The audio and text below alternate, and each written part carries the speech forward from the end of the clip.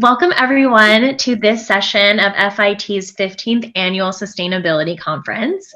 Our panel is called More Than Clickbait, How to Use Social Storytelling for Meaningful Sustainability.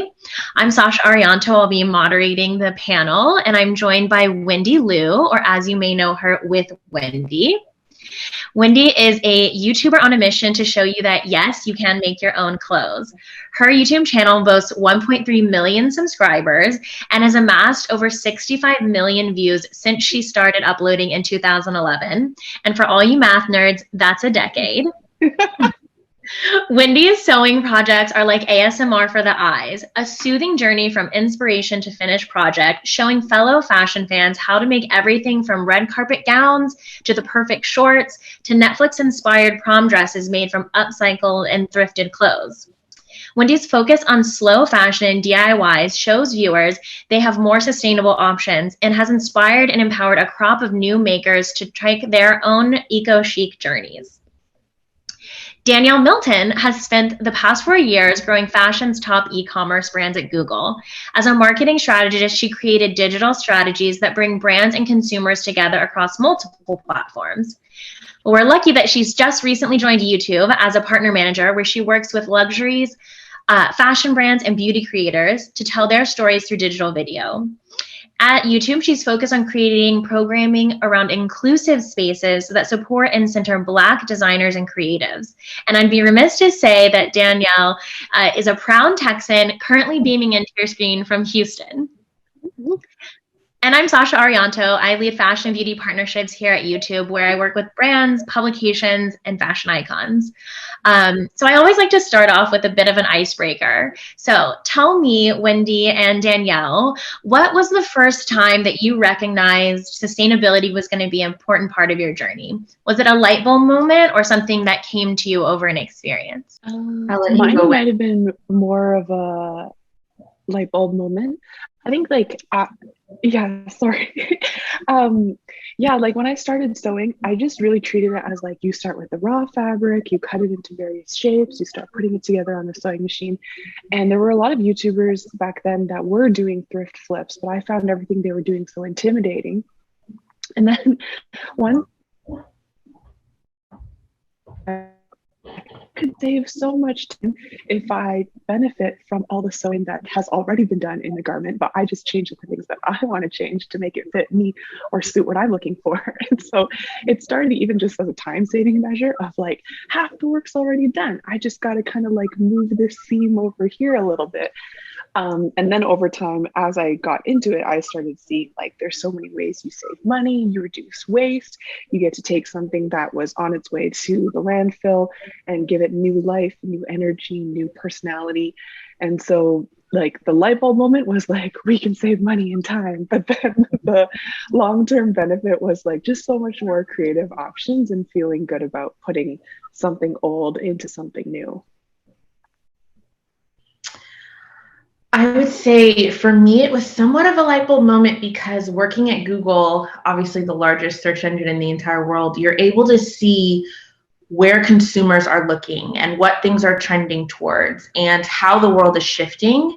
And having always worked in fashion at Google, we saw massive spikes just a couple of years ago of like zero waste lifestyle and sustainable clothing brands. And so for many of my brands who were fast fashion brands and had kind of put their stake in the ground specifically with fast fashion and buying something in every color, this was the opposite of everything that they had kind of pitched their tent on. So in digging into like the analytics and seeing how people were searching and what market there was for zero waste lifestyle and sustainable clothing, that's when I realized, wait, this is actually a huge movement. And in doing my research, I realized it's a movement 100% for the better. So I started really realizing that like sustainability and fashion go hand in hand. And I want to have a zero waste lifestyle. I want to buy sustainable clothing and help make the world a better place. I love that in both of those stories, like Wendy, it wasn't even about necessarily sustainability for you. It was about saving time and money. And Danielle, you picked up on it, like these can go hand in hand. They don't have to be at odds with each other. Mm-hmm. And so with that, I'm curious, this is for both of you, Wendy, you got started 10 years ago. Danielle, you talked about noticing this in the past like 4 or 5 years. How have you noticed this movement change, and how have you seen it at its case of being a trend to now a movement? So you'll see brands like Adidas have a 100% like upcycled shoe, or Glossier specifically have packaging that's 100% recycled material or upcycled material. And you think that those are just small like points, but then reiterating on my previous point, you realize that like this has been a trend that has been growing literally since 2004. So when we look at the data, there has been a constant incline of sustainability related to fashion and clothing in general since 2004. And we're actually at its like peak right now. So we haven't even seen like the breadth or the depth to this. Like we are still on an incline. So that's what kind of made me realize, whoa, this isn't just a couple of data points of brands just trying to dip their toe in the water. This is a full blown movement instead of like a couple month trend. Yeah, and I think in what Danielle said too, there's this token of like every bit of progress is building on what has happened up until that point. And so you continue to see the ball rolling bigger and bigger.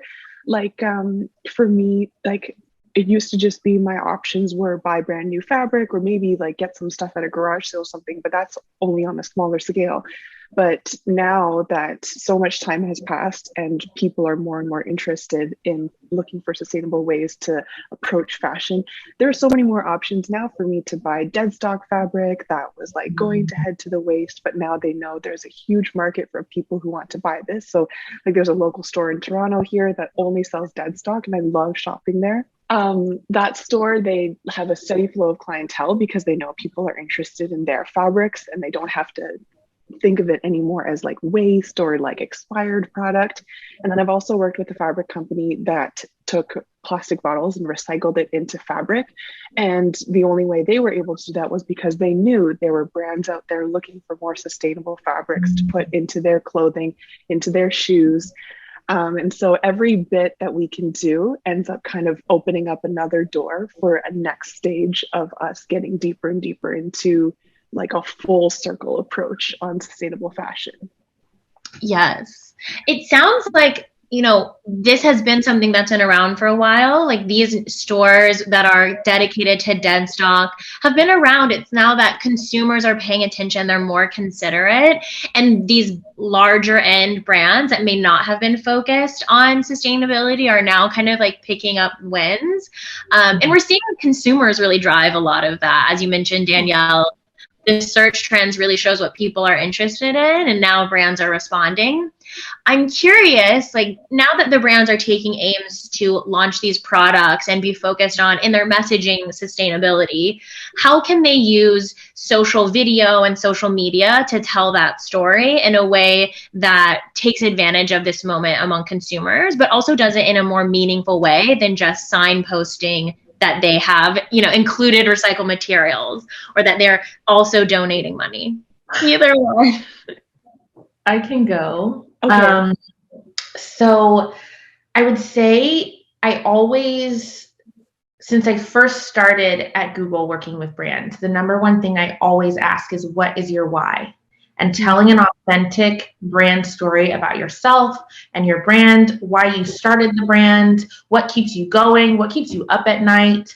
That is the number one way to engage this new age audience that cares about sustainability across the board. So not just sustainability in fashion, but sustainability in houses and sustainability in cars. It's a 100% sustainable lifestyle that they're going after. So telling the story of your brand and making your brand really tell a story that's provocative and compelling and shows them that you're different. The fashion industry is so saturated. So your why is so important at the end of the day.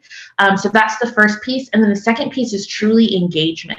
Like, I remember every brand that responded to one of my comments on their YouTube channel, or responded to one of my comments on, their Instagram page. So 100% engagement will get you a really long way. And also just viewing yourself as you're starting a brand, yourself and your team as influencers for your company. So as much as you're comfortable, like being on the forefront, like talking to folks, talking to them about your vision and your dream and why sustainability is important to you, at the end of the day will go a really long way on social, especially that of YouTube, where everyone's going to tell their story and their vision. Mm-hmm. And I would add to that, I find sometimes when a brand is large, it starts to feel like it has to maintain a certain type of momentum or tone, and that changing direction is very daunting. But I find it's really good to approach these things with a sense of humility. Like, hey, maybe you didn't jump into this industry all like guns blazing and all excited about sustainability, but now that you see that the current is changing, don't be stubborn. Just like be humble, acknowledge that like that's the direction you want to head to. You're not perfect at it, but it's where you want to go.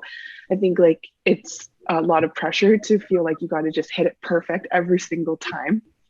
But like we've seen, like Danielle said, it's a growing movement. It's been going on for a very long time. There's no need to act like you invented it.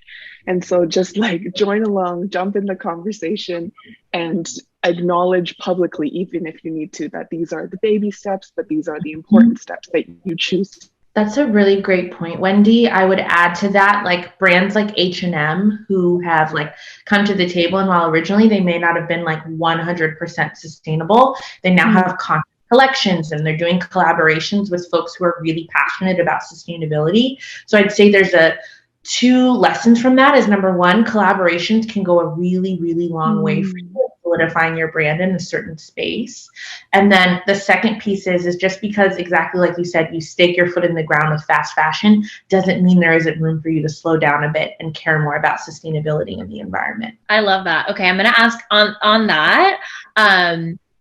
To these points, and I don't expect us to solve this issue today, but greenwashing is a problem. It's something that we see kind of on the other side of this movement of people trying to jump onto the movement because they see the interest in it and the consumer care that's paid toward it, and they're not going to be perfect overnight. They might not be able to transform everything. They might never be able to transform everything.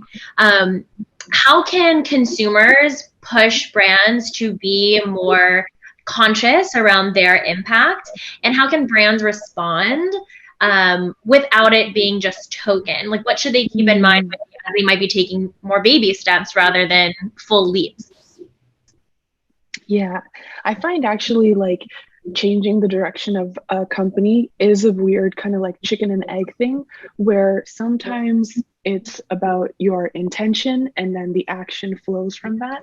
And then sometimes, even if you're not totally there yet with your intention, the action can help like feed into you feeling more like it. It's like how sometimes you love something naturally and sometimes you're like, I choose to love this thing, but over time you're like, oh, it's growing on me. And so I think for me, like it's nice to start with intention, because that's like deeper down in the core, and there's more thought and contemplation that's gone into it. But I think there's a degree to which if like you feel like the pressures out there from a brand perspective, like just try something, but do it with an open ear and open mind and open heart, and see what people have to say about it. And over time, I think you'll see how like that feedback taken in can morph you into the right direction, even if you weren't 100% set on like what that direction was going to be in the first place. So that's one thing. And then I think as consumers, I think the pressure is great. And Danielle's mentioned that a lot of this movement has been very like consumer driven. I think the pressure is great. And I think there's no need to like, shower applause everywhere, but to just be acknowledging that, like, celebrate the things you can celebrate, challenge the things you can challenge. There's like, I think encouraging things for the better is a lot better than like beating things down until they're like demoralized and they just give up. Totally.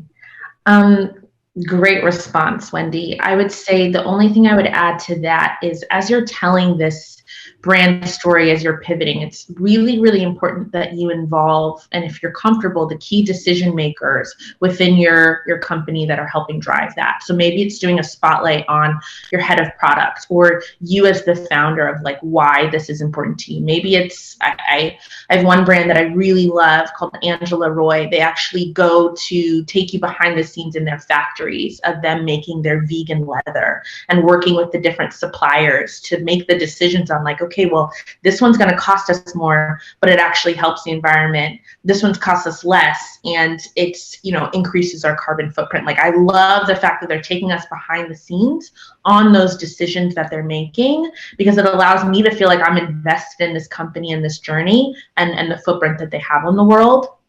And then the other piece is off of Wendy's point as well, too. I've had this conversation a lot as we've delved into a lot of diversity, equity, and inclusion conversations with brands, is it's about progress and presence over perfection. A lot of people think to show up 1000% perfectly, both as a brand or as an individual, and being an ally to a certain cause. But really, it's about showing up and at least being there, putting your voice in the room and understanding that your voice carries weight. So I think a lot of brands kind of drag their feet because they want a 100% perfect launch and a 100% perfect marketing strategy. But really, it's about just solidifying your place in the room and being there to have those conversations. Mm-hmm. That is so true, and I think I need to record you saying that, Danielle, and that can be my daily affirmation as an individual to not have to show up being perfect, but to make progress. I really love what you said too about the why. It's not, if your why is profit, if your why is impressions and a new consumer audience, you're not probably doing sustainability for the right reasons. And if that why is because you care, or because this is important to your consumers and what your consumers care about is important to you, I think everything kind of flows from that. And I think it's so ripe for YouTube that like a factory tour, how it's made, like to me, that's interesting regardless of if the focus is on sustainability or another conscious effort. And so it's like kind of to a brand's advantage to be able to use the public's interest in like these types of videos to also tell that story, and also to explain like why pricing is might be high, or what efforts you can make progress on and what efforts you can't. So there's a lot of opportunity there, and I think it's a great time to take advantage of it. And the only thing I would add to that, Sasha, is just how brands show up on YouTube. Like maybe you're selling a $350 sweater, but you're showing people 15 different ways to use it. To me, that's putting your voice in the room towards sustainability. Before, like in the pre-age, it was buy this sweater in 17 different colors. Now it's buy this one sweater and use it in 17 different ways. And I think that change of pace in the way that we're thinking about it is really, really important for brands to catch on to. And I think there's quite a few brands in the industry that are doing that well. Danielle, I love that. And I think you bring me to a great question. What are some examples of formats you like, videos that you've seen, brands that you think are really getting it right? And Wendy, of course, I love your answer on this too. I would say we've moved a ton towards like this resale culture, whether it be like Rebag or Depop or Poshmark or whatever it is, where people are consuming something, maybe they wear it a couple of times, and if it's been sitting in your closet for a year, sell it. I think that resale marketplace that's now available for luxury items all the way down to fast fashion or pretty much anything that you want to sell on the internet is huge. And it's definitely where we need to go as like an industry from a fashion perspective. So I think there's quite a bit of movement there that I'm really, really excited about. And so many different brands now are getting massive amounts of capital funding from investment firms to like really keep this push going, because it is an investment into like eco-friendly sustainability in fashion. But I love the work that I've already mentioned that H&M has done. I love the work that Adidas has done. I love the work that Glossier has done. done, even like, for example, like Reformation, in the way that they're really coming to the forefront for sustainable fashion. I think that's really, really important to get people to slow down in the way that they consume. And it might seem, oh, in Patagonia, it might seem, there was an ad that they did a while ago, and it was basically like, don't buy this jacket. And you would like with the brands like selling clothing that like you wouldn't tell people not to buy the jacket, but they had a huge like Black Friday push on like, don't buy from us. Like from a sustainability perspective, like you already have 15 jackets. So I think that's a really, really great advertisement to look at that they put out a couple of years ago that I was really impressed by. So I remember that sustainability is definitely a lifestyle and not like a moment that you can just like tip your head into and then be like, I don't know about this, and then like bring back. It really has to penetrate every portion of your business, from product to marketing to advertising, to any sort of business side. So I think there's a lot of brands doing really exciting things, but don't let the big names fool you. Like, you as a smaller brand or you as a founder can make those decisions towards sustainability like right now and really put your stake in the ground for it. Yeah, absolutely. I was thinking, like there's a shoe brand that I've shown with my audience before where it's called Aloha's, and they manufacture all their shoes ahead of time based on people's pre-orders so that they reduce their unsold waste. And I think that type of thing is like even a part of the fashion industry that many people don't know about, that's where a lot of waste happens, in that product gets made but never actually gets purchased.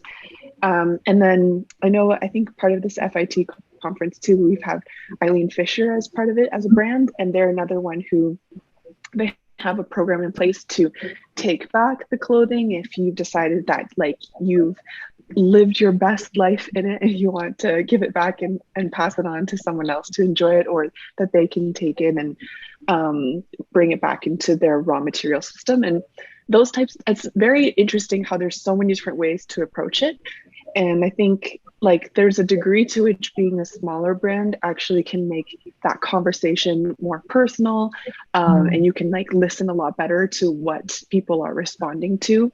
And you don't have to feel like there's this like gigantic scale to which you got to like make sweeping reform across the entire business.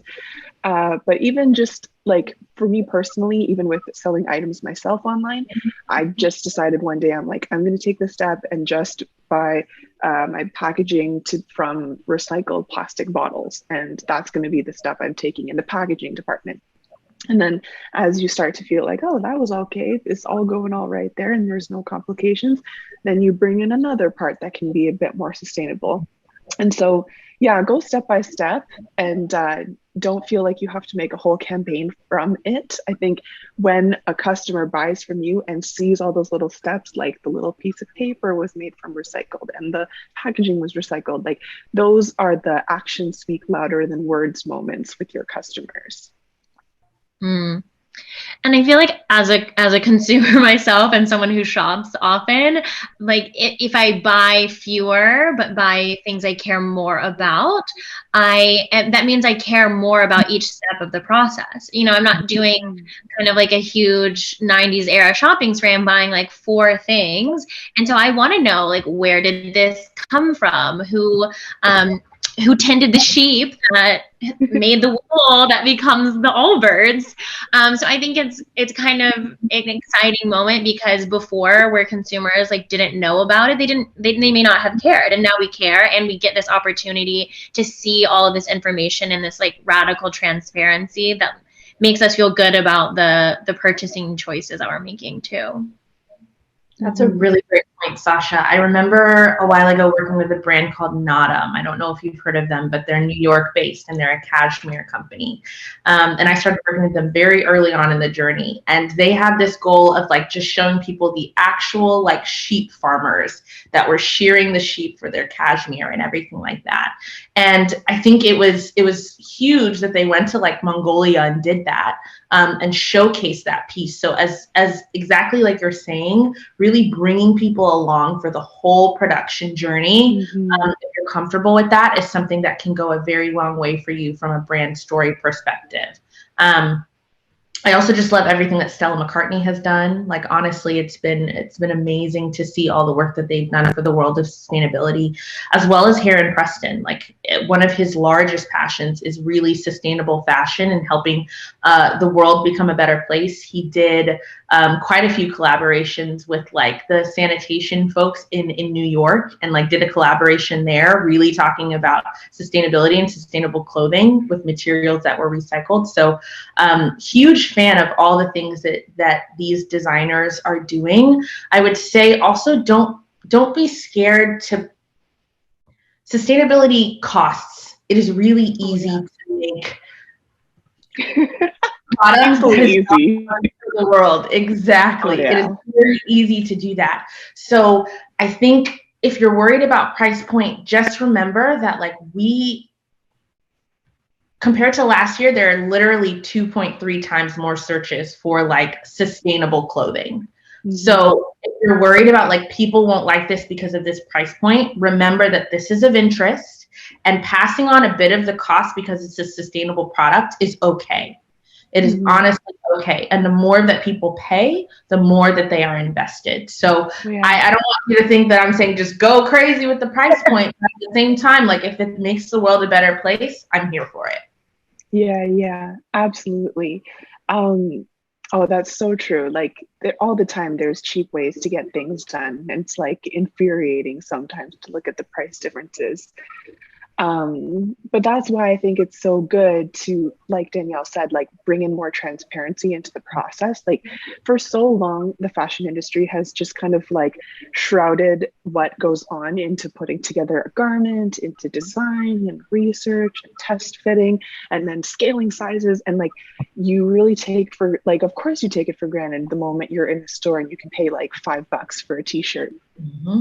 And so like illuminating that, like there was a project I did a few years ago where it was with the company that was making the plastic recycled into fabric. And so I flew to Haiti and documented the plastic collection process, plastic cutting and processing process, and then like how it spun to the yarns. And my whole goal the whole time was to find the people who worked on it and show their hands, to show like, this is how many people had to touch your finished work before it got onto you and landed on you as a t-shirt.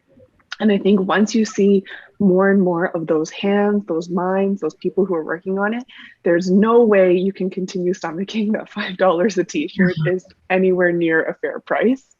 And like, that's the eye-opening work that I think should continue so that we can see more and more of how the industry works.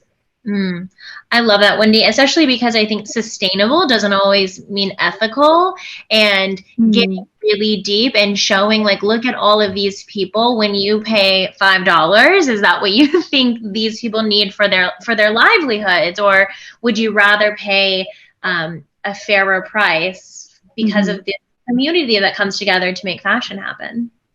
I love that. Hashtag fair fashion. Yeah. Hashtag. Comment below your favorite hashtag.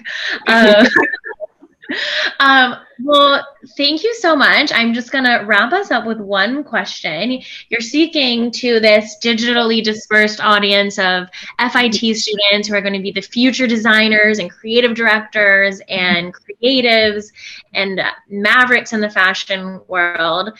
As a consumer, as a strategist, as a lover of the world of fashion, what is your request to them? What do you want to see for the future that they're going to create? I think my thing is like, sometimes fashion and the aggressive cycle it can be in, you kind of lose track of the fact that it's such a form of like self-expression as well as responding to the society around you. And you can start thinking in really narrow terms, like orange is the big thing and I need to get it in this culotte. And you forget that expression part. And I would say for the students who want to be leaders into the future, like keep thinking about the world you want to live in, the world you believe your customers want to live in, and give them the designs and the outfits that they'll feel proud to wear, because that's going to be where you find more loyalty and attachment, and you won't get caught up in this rat race of like chasing colors and trends, but just genuinely being like, this is a beautiful garment, and on top of that, the story behind it is meaningful and important to me. I'm proud to wear it, and I would like to wear it for years to come, as long as I don't ruin it in the washing machine by accident. Watch, girl, I'm in the sink every day. Yeah, and I just think like remembering that self-expression and that fashion reflects aspects of society going on around us. Speak to that and give people that opportunity to literally put it on their skin and wear it as part of it too. That's a great point, Wendy. I feel like I learned the same thing in partnering a ton with up and coming designers and even leaders in the industry. COVID was definitely a time that made designers slow down and be really intentional about what they put into the world and to do it in their own time. So I feel like there's so much pressure as a designer to have collection after collection after collection after collection and let it hit, let it bang. But really started being a lot more intentional about the expression and the artistic piece of their work, to where they, in the course of the year, maybe put out one collection, whereas normally they might have put out 4. So I think just being really intentional about what you put out into the world, exactly like what you said, Wendy, because it is an expression of you. And while the business side of it is important and profit is important, at the end of the day, like from an expression standpoint and from a sustainability standpoint, like think about what that collection adds to the world. And you should be good to go. And you're set. Easy as that. Perfect. Thank you so much, Danielle. Thank you so much, Wendy. It was so wonderful. To all the FIT students watching this, we hope that you learned something, and don't forget to check out Wendy's YouTube channel and our forthcoming YouTube channel. Joint venture.